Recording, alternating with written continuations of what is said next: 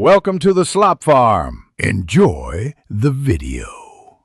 In this video, I will show you how to cook popcorn in a pan.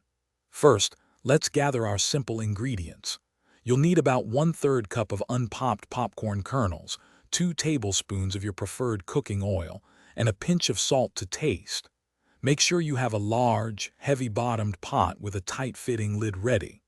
This setup is crucial for achieving perfectly popped, fluffy kernels right on your stovetop. Now let's get the heat just right. Pour 2 tablespoons of your chosen oil, like canola or coconut oil, into your heavy-bottomed pot. Add 3 unpopped popcorn kernels to the cold oil. Place the pot over medium-high heat. This small trick helps you gauge the perfect temperature. Once those 3 test kernels pop, you'll know the oil is hot enough and ready for the rest of your popcorn. Once your test kernels have popped, remove them from the pot.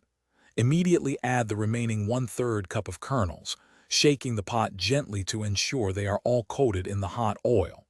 Quickly cover the pot with its lid and return it to the medium-high heat. Continue to shake the pot occasionally to prevent burning. Listen carefully.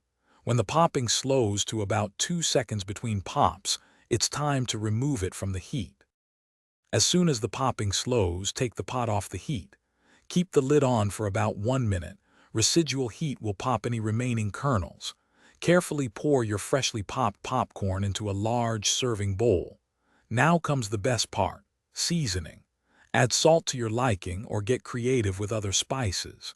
Give it a good toss, and your delicious, homemade pan popcorn is ready to enjoy. Thanks for watching. Consider subscribing if we helped you today.